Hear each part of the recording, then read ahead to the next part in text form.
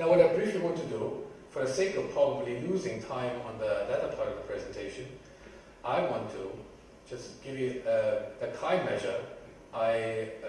Much like the measure I'm presenting, we've implemented in a tool at the IMF. And what we have done here, because I believe, a workshop, and it will be available in 1 or 2 months, I believe. They just need to make sure that it runs properly. What such a conference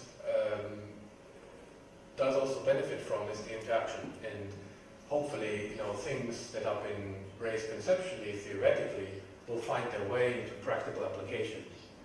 And I believe writing a paper and also planting that seed with you and spreading ideas and exchanging with you ideas about what can be done going forward is very important. So that's why I'm doing this. So here we see the input time series. This is just these are the log changes of equity prices in the US and China, and we started in 2009. And in that tool, you can basically load the time series, and you can determine the start date, the step size, the data window, and the extremal window size, which is the percentile you saw before. And then to the right, you can choose what you want from the report. The univariate moments, the multivariate reports, measures of extreme risk relates to the second module. But for the time being, for the chi-square measure, I click on DDS, dynamic dependence structure, I load the data, I select my start date, step size data window, the quantile. I'm interested in the 20 worst outcomes for each time period, and then choose bivariate. I submit, and to select those time series.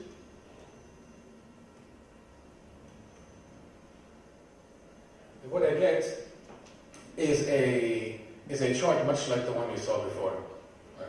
It gives me the percentiles, it gives me a dependence measure, and that's the chi measure. I can get the chi bar as well, the second one, the second measure. And I can play around with 2 dimensions, time and the percentile. So in this case, I'm plotting the worst percentile, the first percentile, over time. So this is the worst outcome, and we see the chi measure, right, the measure of dependence, initially was very low, increased to 0.6, 60%, and then dropped again. Yeah? So this can be, in correlation terms, can be interpreted like correlation. Yeah? So the 2 markets were highly dependent in mid-2010, then the dependence plunged. Now I can change, I can choose, I can also add the confidence bands, 55th, 65th, etc. percentile, and I can change the percentile I'm interested in. So I move from 1% to the 50th percentile. So the red line remains, you see the confidence band, and I get the 50th percentile. That should be really close to the correlation. So the dependence measure at the 50th percentile should be very close to the correlation measure, because the correlation measure is an average statistic, right? Correlation looks at the average central tendency of 2 series, which are assumed to be normally distributed. Now, I can also play with time. So here, I've got the worst percentile, joint percentile, and I now look at it, how it evolves over time. Now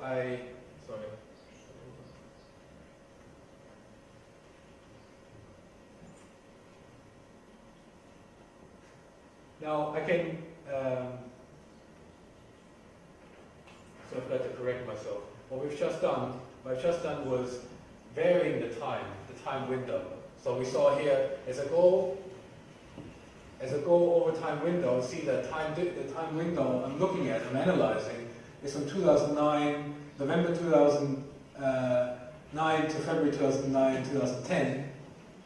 And as I traverse my time period,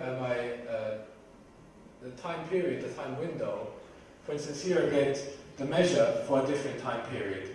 So here we have the worst percentile plotted for different time periods. What we can also do is look at different quantiles, different percentiles over the entire time period. So here we see the worst percentile over time, right? So here we have, we start in November 2009, and I change my quantile. So instead of choosing the worst quantile, I choose the 50th quantile, and I go all the way to the 100th or 99th percentile, which is the most benign joint outcome. And you see the dependence is rather different.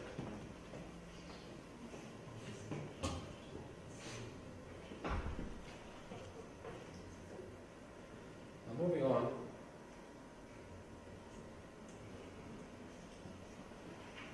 Now, I can also develop a multivariate dependence measure. And for the sake of time, I don't want to go over that in much detail. It's all documented. As this is an empirical copula. It generates a dependence structure using a simple, an iteratively estimated simplex over the marginal densities of 2 or more time series. And why do I mention this?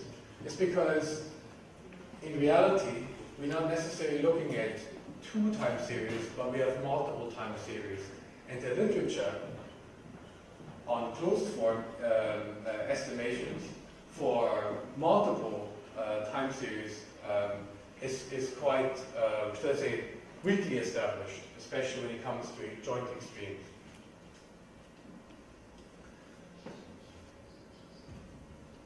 So let me jump quickly to the next part. Sergey, how many minutes? Okay. So we defined systemic risk, we looked at bivariate dependence. Now what we want to look at is multivariate dependence. And in this context, we have a model that's called systemic CCA, contingent claims analysis. That's what CCA stands for. And what this model does, it basically provides a framework in how I can measure systemic financial risk using market implied expected losses. And it does 2 things. It models balance sheets on a risk-adjusted basis, and it combines the value I get from those balance sheets, the expected losses, in a multivariate sense. So basically, what this model does is looking at the banking sector as a portfolio of expected losses. Each bank has a certain expected loss, a certain default probability in the loss given default. And I look at all those banks and I treat them as a portfolio. And that portfolio I want to use as a statistical basis for a joint measure of expected losses. Now quickly to contingent claims. It's based on a simple default or credit default assumption, which goes as follows. I have an asset that has a certain volatility over time between T0 and T, let's say 1 year. The volatility is signified with that blue line. and the gray line shows the trend. We see an upward sloping asset change, so the asset appreciates over time. And this is underlying the Black-Scholes model, where this process is considered to be a geometric Brownian motion if I consider the assets and then simplified, considering the assets to be log normal, asset changes to be log normally distributed, asset returns to be log normal. This signifies an asset price of a firm. At the same time, this firm has liabilities. These liabilities are amount B, and they are due in 1 year. Now, there's a certain probability that that firm might have an asset value that drops below this so-called default barrier.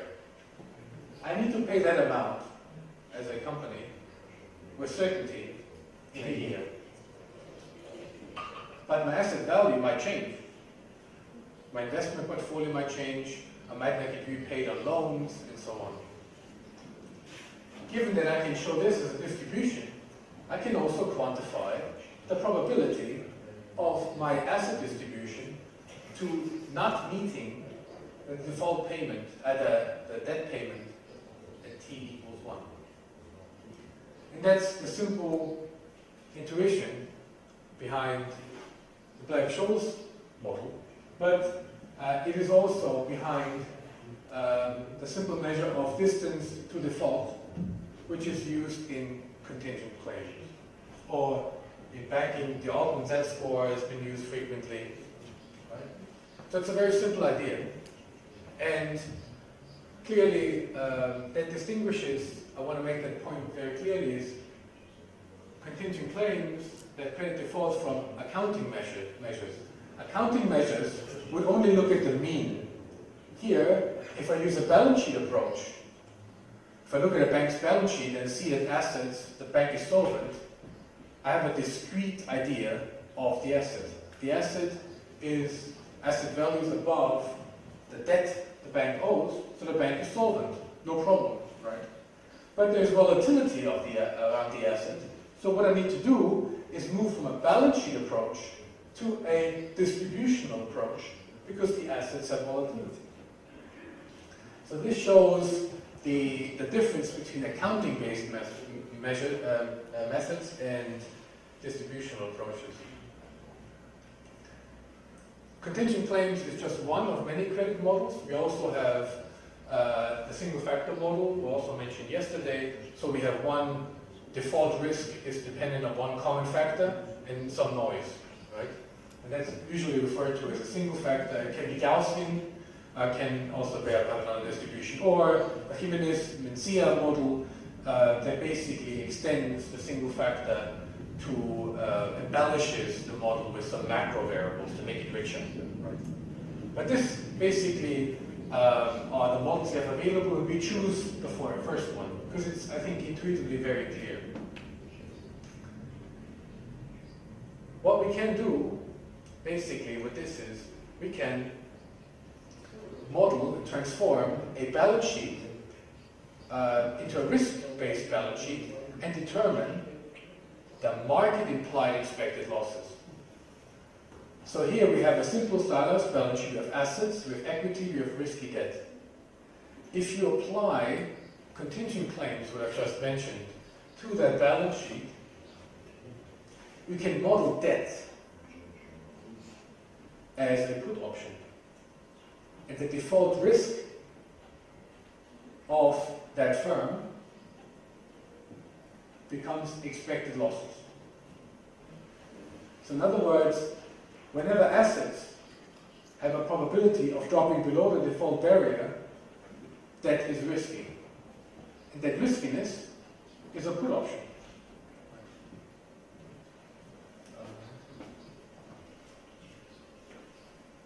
Let's skip through that. Simply these slides explain the difference between a risk-adjusted balance sheet and an accounting balance sheet. So for the systemic CCA methodology, we take the option pricing theory modeled in the default risk of a bank as a put option. That put option is equivalent to expected losses. That put option is modeled in an advanced form of Black-Scholes with jump diffusion.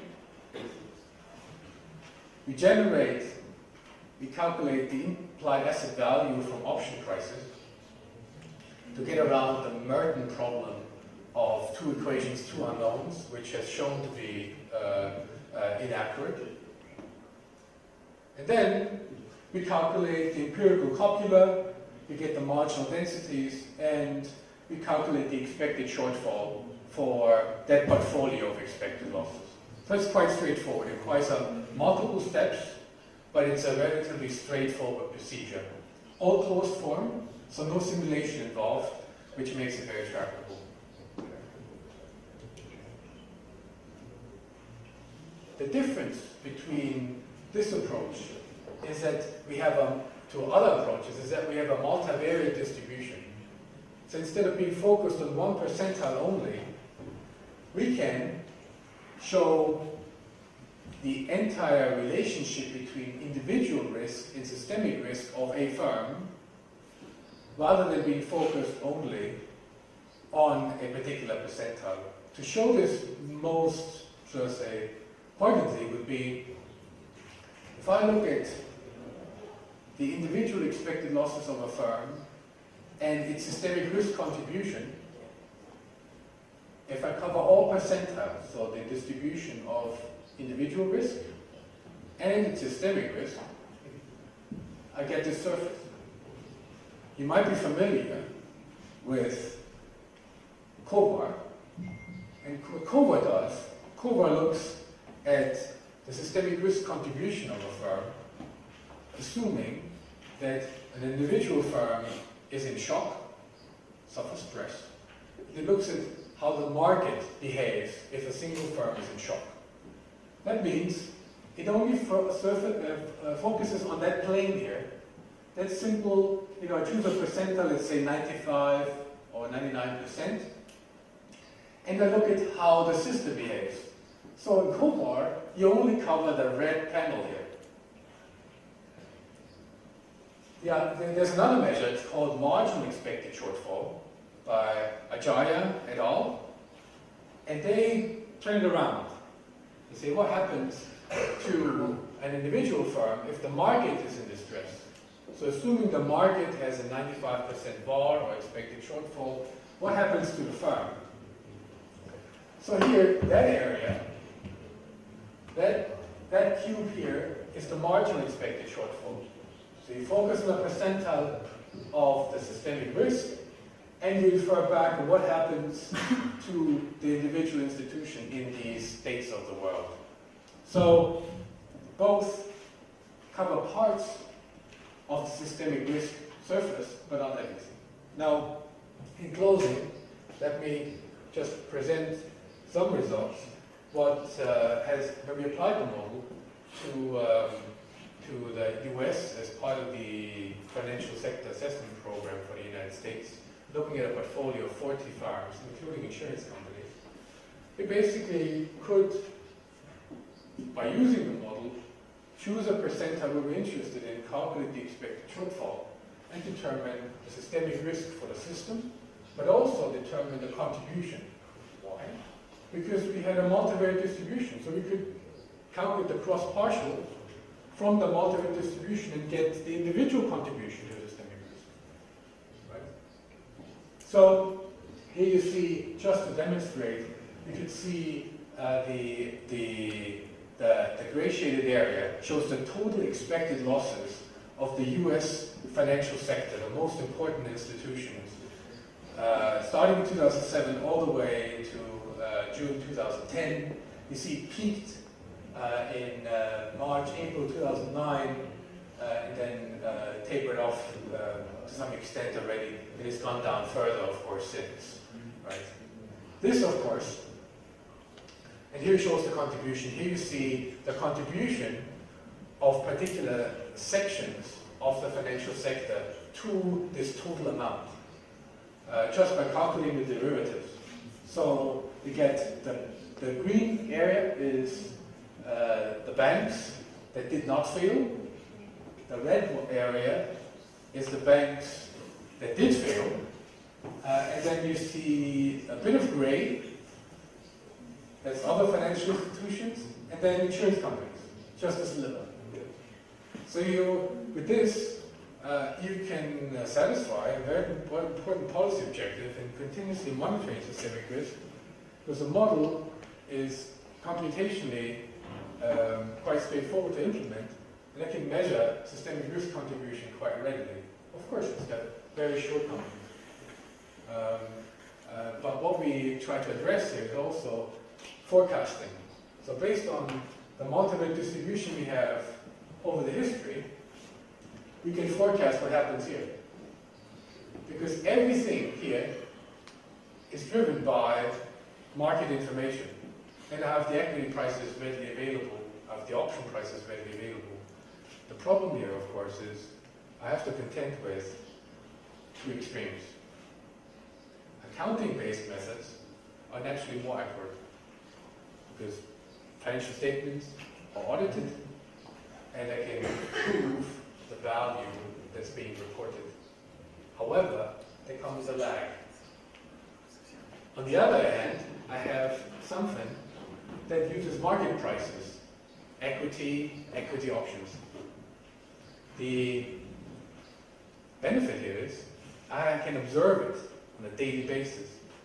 The drawback is it's of course a broad sword. Right? It's not a fine scalpel like accounting measures, and so thanks for bearing with me, all but done. We also implemented that. The tool I showed you just before has implemented that framework I've just showed you. Of course, I've shortchanged you because I did not go into much detail, but I'd be happy to take that offline if anyone's interested. Now let me just conclude by mentioning two things. In relation to systemic CCA, it's very flexible, but we have a non-trivial aggregation problem. With any measure of systemic risk, we have to contend with heavy tails, non-normality, we have high volatility, and non-linear changes in asset values. There are various approaches, and this is one approach. There are clearly many others, and I don't see a front runner. What's actually important is that we encourage plurality of models. So we have an ecosystem of different approaches, and ideally, we should combine measures that are based on accounting values and measures that are based on market information. And then finally, the importance of cyclicality.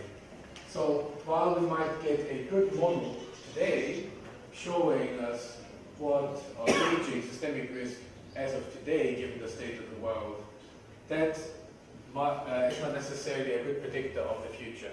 So with that, I thank you for your indulgence, and I think I've already squandered my opportunity of answering your questions. But Sergey, over to you. Thank you.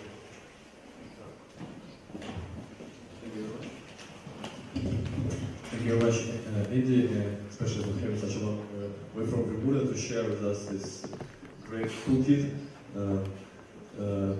Мы, наверное, все вопросы перенесем сейчас на перерыв. Давайте раскрутим, чтобы нам успеть по времени до 10 минут, и потом продолжим уже по секциям, по образам. Спасибо большое, Анdy.